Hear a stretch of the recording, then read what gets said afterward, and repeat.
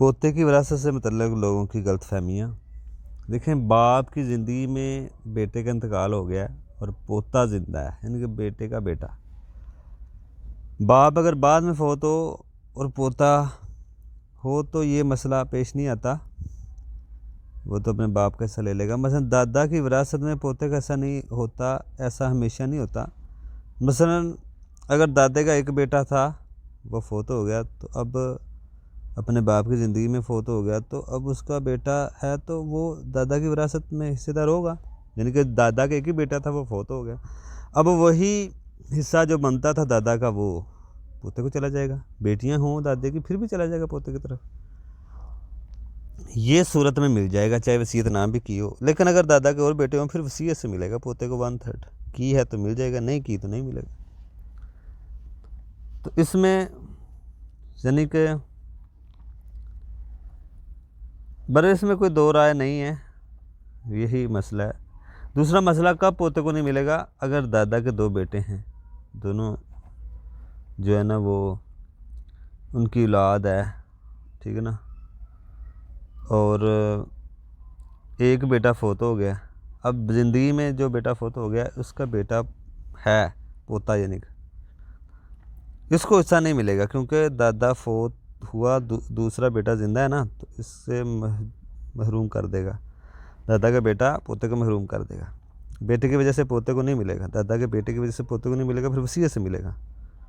बाद लोग कहते हैं ये जुल्म है। जुल्म नहीं है, वसीयत से दादे को इल्म नहीं है। दादा को इल्म हो वसीयत कर दे, वसीयत 1/3 कर दे। बाद का तो 1/3 वसीयत से पोते को ज़्यादा मिलता है बेटों से, ये भी हो सकता है बाद का।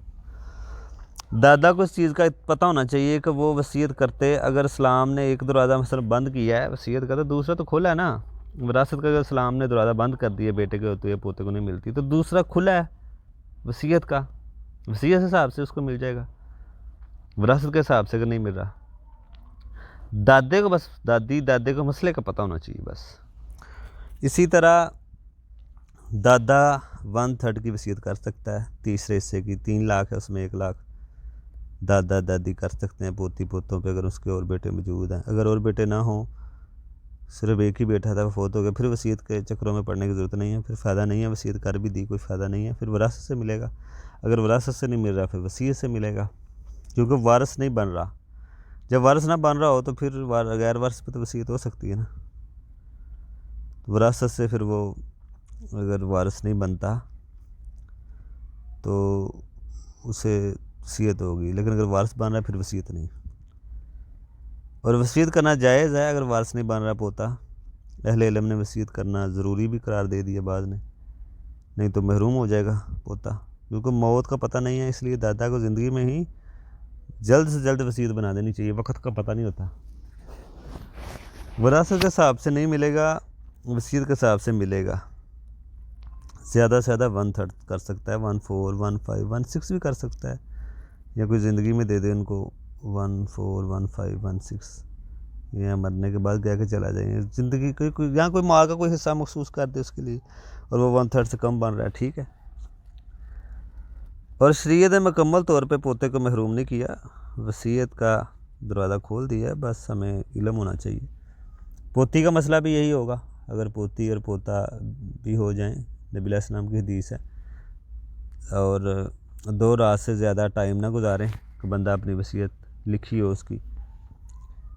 और इसी तरह पोते और पोती को इस हिसाब से फिर मिलेगा, और अगर मिलता है तो फिर वही हिसाब होगा, डबल पोते को मिल जाएगा, पोती को सिंगल मिल जाएगा। पूरी बात मालूम होनी चाहिए। और बंदा और दादे की विरासत पोते को मिलती है ऐसे, यानी कि नहीं मिलती ऐसे नहीं। दादे की जो विरासत है वो पोते को हमेशा ही नहीं मिलती, ऐसा कोई मसला नहीं है, कभी मिलती भी है। और दादा की विरासत जो है इसमें यही मसला है। और बाद लोग कहते हैं जी दादा की विरासत पोते को क्यों नहीं मिलती, ऐसा नहीं होना चाहिए। दादा की विरासत पोती को क्यों हिस्सा क्यों नहीं मिलता, ऐसा नहीं होना चाहिए। देखिए अल्लाह ताला ने एक निज़ाम बनाया, अल्लाह ताला ही बेहतर जानता है। हिकमत क्या है। करीब वाले वारिस होते हैं, जब कोई फौत हो ना तो, और करीब वाले जो वारिस हैं वही पहले हिस्सेदार बनते हैं। वो करीब वाले ना हो फिर दूर हैं, बेटे हों तो वो बेटे करीब हैं, ये दूर हैं। बेटे ना हो तो फिर ये इनको मिल जाएगा, ये करीब है। तो ये बात है दादा और पोते के मसले।